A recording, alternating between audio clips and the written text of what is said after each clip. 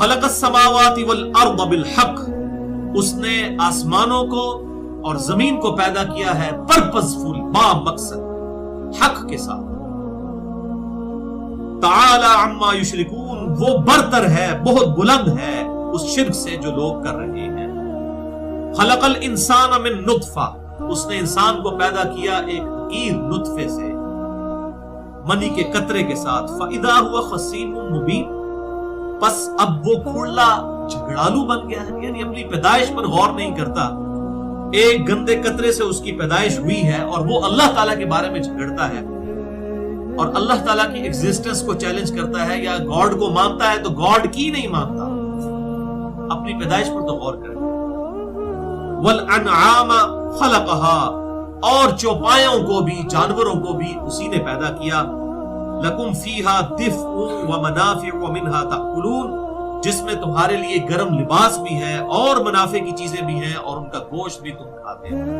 اب یہاں سے وہ فزیکل فینومینا آف نیچر، اللہ تعالیٰ کی جو بڑی بڑی قدرت کی نشانیاں ہیں، التذکیر بآلاء اللہ کے تحت اللہ تعالیٰ اپنی قدرت کی نشانیاں گنوائے گا کہ یہ سب کی سب چیزیں جو تمہارے گرد و پیش میں تمہیں نظر آتی ہیں، ان کا کوئی کریٹر ہے، کوئی سپریم بینگ ہے، کوئی سپر نیچرل ایجنسی اور سپریم اتھارٹی ہے جس نے ان چیزوں کو ڈیزائن کیا ہے. یہ خود بخود نہیں بن گئی.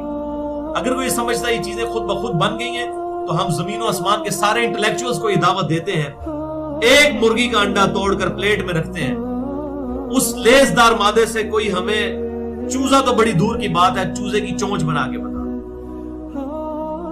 اور روزانہ اربوں خربوں انڈوں سے چوزوں کا نکلنا، مختلف پرندوں کے چوزوں کا نکلنا، یہ خود بخود نہیں ہو رہا کسی کے کرنے سے. بھائیو، جو کام انسان پوری انٹلیکچوئل ان پٹ دے کر بھی نہ کر سکے، اس کے بارے میں یہ کہا جائے کہ وہ کام خود بخود ہو رہا ہے، ایسا نہیں ہو سکتا. جو کام کرنے سے نہیں ہو رہا وہ خود بخود نہیں ہو سکتا. کسی ایسے کرنے والے نے وہ کام کیا ہے کہ جو بہت بڑی قدرت رکھتا ہے. اب اسی کی طرف اشارہ ہے کہ تم دیکھو اپنے چوپایوں، اس میں تمہارے لیے فیہا دفء، گرم لباس. اب یہ دمبے کی جو اوپر سے کھال اتاری جاتی ہے، جو اس کو شیو آف کیے جاتے ہیں، اس کے بال، وہ گرمائش کے طور پر اس سے کمبل بھی بنائے جاتے ہیں، جیکٹس بھی بنائی جاتی ہیں. اور پھر خود ان جانوروں کی کھالیں جو ہیں چمڑے کی فارم میں، وہ بھی گرم لباس کی فارم میں پوری دنیا کے اندر آج بھی استعمال ہوتی ہیں. وَمَنَافِعُ وَمِنْهَا تَأْكُلُونَ، اور بھی اس میں فائدے ہیں. اور سب سے بڑھ کر یہ کہ ان چوپایوں کا تم گوشت بھی کھاتے. پروٹینز جو ہیں وہ انہی چوپایوں سے حاصل ہوتی ہیں. میٹ جو ہم اس کا استعمال کرتے ہیں انہی سے حاصل ہوتی ہے. اور منافع بھی ہیں اور اس سے بھی فائدے حاصل ہوتے ہیں، وہ آگے جا کر ذکر آئے گا. وَلَكُمْ فِيهَا جَمَالٌ، اور ان جانوروں میں جب ان کو چرانے کے لیے تم لے جاتے ہو، اس میں تمہارے لیے زیب و زینت بھی ہے. حِينَ تُرِيحُونَ وَحِينَ تَسْرَحُونَ، جب تم شام کو چرا کر انہیں گھر لے کر آتے ہو اور جب صبح چرانے کے لیے لے کر نکلتے ہو، تو ایک سینس آف پراؤڈ جو تمہارے اندر آتا ہے، ایک زینت ہوتی ہے. یعنی جو گڈریا ہوتا ہے اس کے ارد گرد جب 100-150 بھیڑیں چل رہی ہوتی ہیں تو وہ ایک فخر محسوس کر رہا ہوتا ہے. تو اللہ تعالیٰ فرماتا ہے یہ جو زینت جو اللہ تعالیٰ نے تمہیں یہ فخر عطا فرمایا، کیا ایک بکری ہوتی ہے اس سے پھر کتنی بکریاں آگے بن جاتی ہیں اور ایک ریپروڈکشن کا سلسلہ شروع ہو جاتا ہے. یعنی بکری انسان کو خود بنانی پڑ جائے تو بنا سکتا ہے کوئی انسان، اور کس طریقے سے اللہ تبارک و تعالیٰ اس کی نسل کا سلسلہ ریپروڈکشن کا شروع فرماتا ہے. تو اللہ تعالیٰ فرماتا ہے جب تم شام کو واپس لاتے ہو اس کو چرا کے، اس وقت بھی اور صبح جب لے کر نکلتے ہو، تو کتنے فخر کا سامان تمہارے لیے اس کے اندر ہوتا ہے. وَتَحْمِلُ أَثْقَالَكُمْ، اور یہ جانور تمہارا بوجھ بھی اٹھاتے ہیں. إِلَىٰ بَلَدٍ لَمْ تَكُونُوا بَالِغِيهِ إِلَّا بِشِقِّ الْأَنفُسِ، اور یہ ان شہروں تک تمہارا سامان اٹھا کر لے جاتے ہیں کہ جہاں تم پہنچ نہیں سکتے ہو مگر یہ کہ بڑی مشقت کے ساتھ، اگر یہ جانور موجود نہ ہو. آج بھی یہ بات پہاڑی علاقوں کے اندر، ایون جو ہماری فوج بھی ڈپیوٹ ہوتی ہے، انہوں نے بھی دیکھے بڑے بڑے خچر اور گھوڑے رکھے ہوتے ہیں، اسی سامان لے کے جاتے ہیں. اب ہر جگہ تو سڑک بنائی نہیں جا سکتی، اتنے مشکل راستوں سے انہی جانوروں کو استعمال کر کے ان کے اوپر سامان لاد کر لے کے جایا جاتا ہے. اسی طریقے سے ریگستانی علاقوں میں وہاں پہ گاڑی چلانا تو بڑی مصیبت ہے، تو وہاں پر اونٹ اللہ تعالیٰ نے ایسی اس کے لیے ڈیزائننگ فرمائی ہے، 1 مہینے تک وہ پانی بھی اپنے معدے کے اندر سٹور کر لے. 1 महीने तक पानी पीने की उसे जरूरत ही नहीं है, बगैर पानी पिए वो सामान उठा के चल सकता। इसीलिए हम उसे कहते हैं रेगिस्तानी जहाज। तो अल्लाह ताला ने पर्टिकुलर इस ऊंट का जिक्र किया, अफलम यंजुरूना इलल इबिल कैफ खुलिकत, क्या तुमने नहीं देखा कि हमने इस ऊंट को कैसे बनाया है, इसको देखो कैसा डिजाइन किया है, इसके पांव कितने चौड़े चौड़े बनाए हैं, जिसकी वजह से बड़ी आसानी के साथ रेगिस्तान पे चल सकता है। घोड़ा तो नहीं भाग सकता रेगिस्तान पे, वो तो थक जाएगा, उसके तो मसल जवाब दे जाएंगे घोड़े के अगर आप उसको रेगिस्तान पे चलाएं। ये ऊंट ही है जिसको डिजाइन किया गया और वो अपनी प्यास पे भी कंट्रोल कर सकता है। तो अल्लाह ताला फरमाता है ये सारी चीजें हमने डिजाइन की हैं और तुम्हारा ये सामान उठाकर दूसरे शहरों तक ले जाते हैं ये जानवर, जहां तुम बड़ी मुश्किल के साथ पहुंचो अगर तुम्हें खुद उठाना पड़े। इन्ना रब्बकुम लरऊफुर रहीम, बेशक तुम्हारा रब बहुत मेहरबान है और रहम फरमाने वाला है। यानी उसने उसके रहम की ही एक आप समझ लें तजल्ली है कि अल्लाह ताला ने इंसानों की खिदमत में इन जानवरों को लगा दिया है और इंसानों के ताबे कर दिया। और आप देखें किस तरह इंसान जो है वो इनको इस्तेमाल करता है, हालांकि इंसान इनको अपनी जुबान समझा ही नहीं सकता, तब भी अल्लाह तबारक व तआला ने इनके अंदर ये कैपेबिलिटी रखी है कि इंसान इशारों के जरिए घोड़ों को भी मुती कर देता है, खच्चर को भी, गधे को भी। ये अल्लाह ताला की कुदरत। और उसी का जिक्र आप देख लें आगे वल खैला वल बिगाला वल हमीर, और उसी ने पैदा किए हैं घोड़े और खच्चर और गधे, लितरकबूहा व ज़ीना, ताकि तुम उन पर सवार हो और वो तुम्हारी जीनत का भी सामान बने।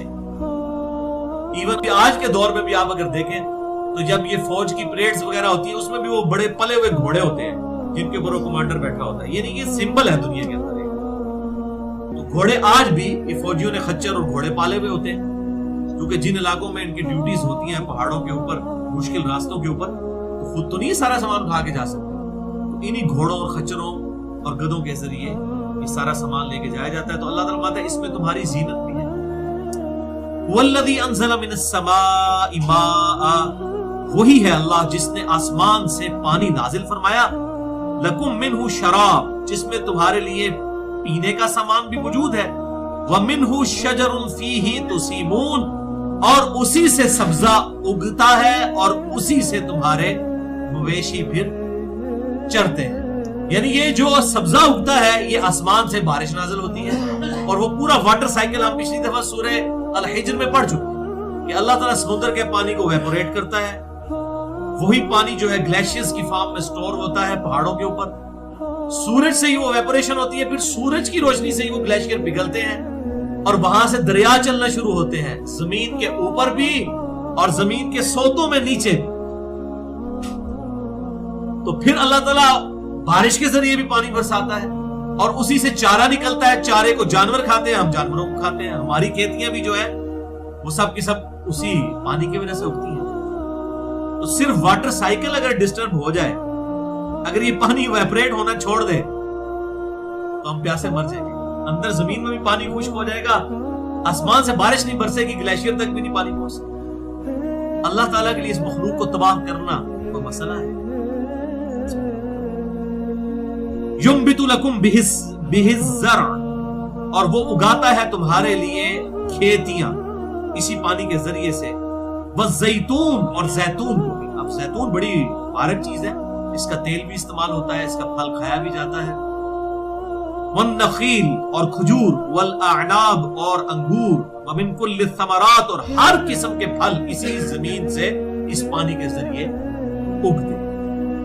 इंसान हैरान हो जाता है। सूरतुल नाम में अल्लाह ताला फरमाता है कि इन फलों के ऊपर, इनके पकने के ऊपर गौर करो, एक ही पानी है जिससे तुम सैराब करते हो, साथ साथ दरख्त लगे हुए हो। ये कभी नहीं होगा कि आम की गुठली आपने बोई है तो उसमें से अनार का दरख्त निकले, नहीं, उसमें से इतने ओबीडिएंट है ये दरख्त, जो बीज आप बोएंगे उसमें से वही चीज, इतनी ओबीडियंस। तो अल्लाह ताला फरमाता है कि जैतून, खजूर, अंगूर, फिर सूरह काफ में आता है खजूरों को तुम देखो किस तरह तह बतह लगी हुई होती है। आप कभी खजूर के गुच्छे को उतार के देखें, यानी अगर वो गुच्छे में से एक खजूर अलग कर दी जाए तो दोबारा उस जगह पे लगा नहीं सकता इंसान उतनी परफेक्शन के साथ, और कितनी बुलंदी पे जाके लगी हुई होती है, फिर उसके अंदर क्या मिठास डाली है। अल्लाहु अकबर कबीरा, अल्हम्दुलिल्लाहि कसीरा, व सुब्हानल्लाहि बुकरतन व असीला, सुब्हानल्लाहि व बिहम्दिही अदद खल्क़िही वरदा नफ्सी वज़िनत अर्शी व मिदाद कलिमात इन्न फी ज़ालिका लआयतन लिक़ौमिन यतफ़क्करून। बेशक इन तमाम कुदरत की निशानियों में हिदायत है, इनमें निशानियां हैं उन लोगों के लिए जो तफक्कुर करते हैं। अकल ना होवे तो मौजे ही मौजा, अकल होवे तो सोचे ही सोचा।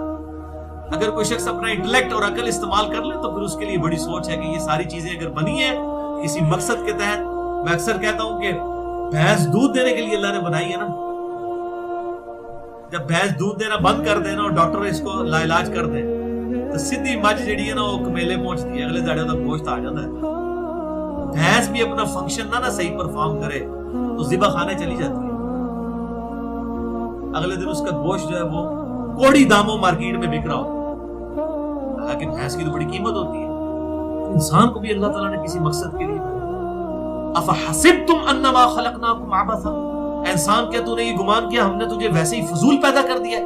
व अन्नकुम इलैना ला तुरजाऊन, और तुझे मर के हमारे पास नहीं। भाइयों, जिसने हमें हमारी मर्जी के बगैर पैदा किया है वो हमारे साथ कुछ भी करने पर कादिर है अगर हमने उसकी ताबे फरमानी ना की तो।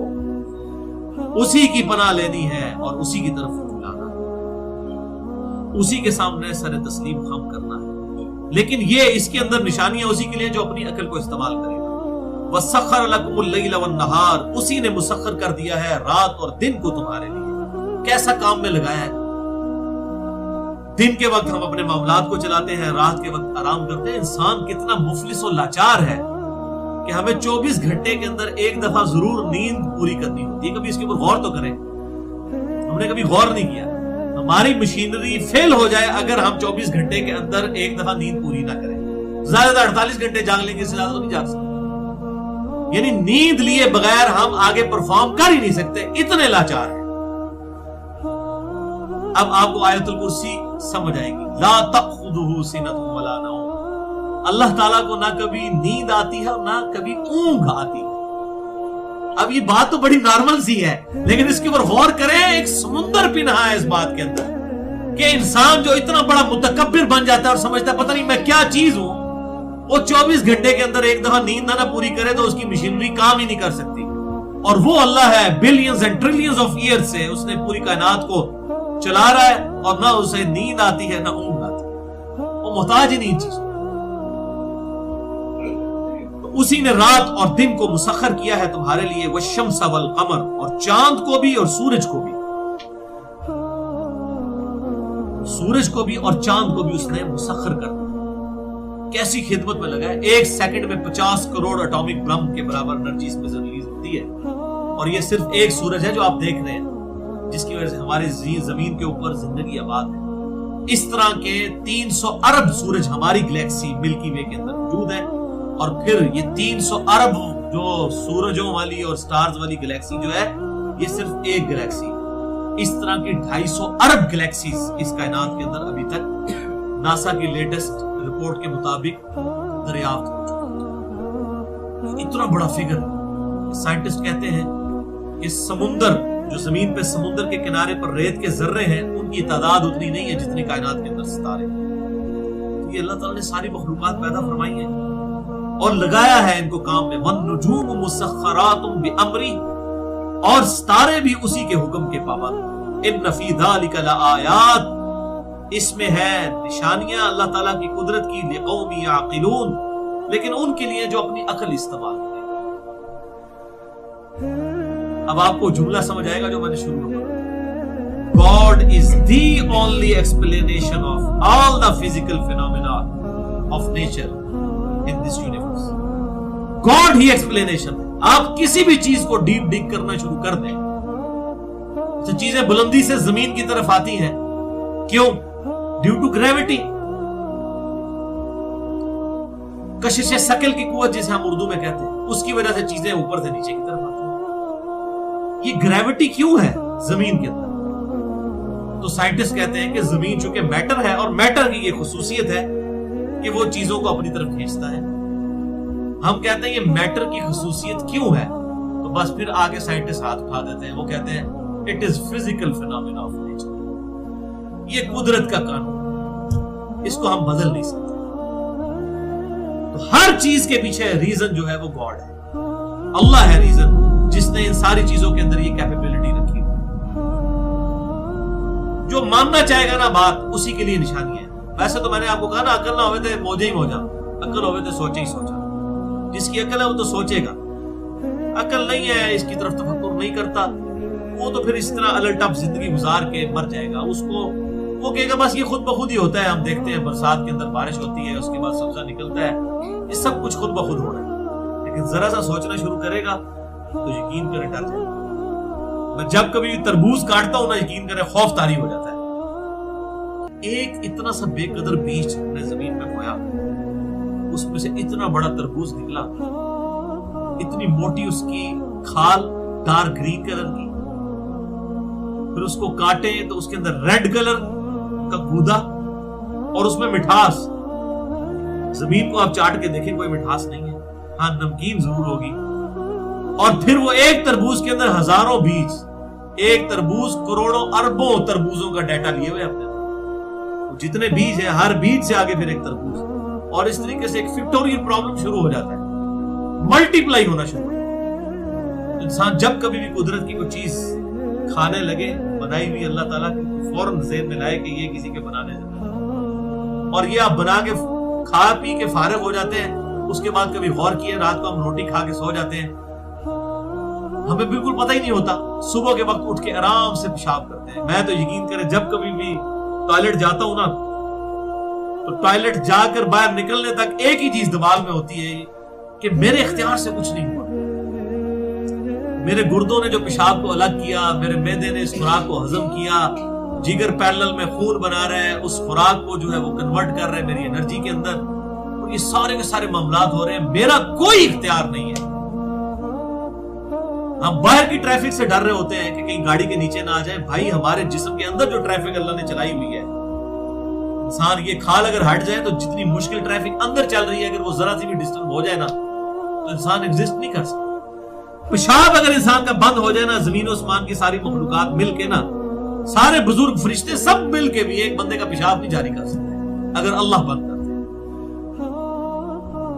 اور اگر انسان کو یہ کیپیبلٹی نہ ہو کہ پیشاب روک سکے تو ہر وقت پیشاب نکلتا رہے. ایسے بھی دنیا میں لوگ موجود ہیں جو پیشاب نہیں روک سکتے. ایک دماغ کے اندر پورا ایک بیلنس سسٹم ہے جو ہمیں ایک سگنل جاری کرتا ہے, جس کی وجہ سے ہم مسانے کے ذریعے پیشاب کو کنٹرول کرتے ہیں. اگر یہ چیزیں نہ ڈسٹرب ہو جائے تو پیشاب نکلتا رہتا, بغیر ارادے کے بھی نکلتا رہتا. انسان بڑا کمزور ہے. اللہ تعالیٰ کی ایک ایک نعمت سامنے آئے تو اسی لیے ہمیں کیا چیز سکھائی گئی ہے کہ جب کبھی بھی ہم اس طرح کی چیزیں دیکھتے ہیں تو کیا کہتے ہیں, سبحان اللہ. سبحان اللہ کیا مطلب کہ اے چیز تیرے اندر خوبی نہیں ہے, خوبی اس کی ہے جس نے تجھے پیدا کیا ہے. خوبصورت آم دیکھتے ہیں تو کہتے ہیں سبحان اللہ, خوبصورت پھول دیکھتے ہیں تو کہتے ہیں سبحان اللہ, کہ پھول میں خوبصورتی نہیں ہے, خوبصورتی اس پیدا کرنے والے میں ہے. پاک ہے وہ اللہ جس نے تجھے عیب کے بغیر پیدا کر دیا, وہ ہے پاک اصل. جب کبھی بھی اس طرح کی چیز دیکھیں تو آپ صلی اللہ علیہ وسلم بھی سبحان اللہ کہا.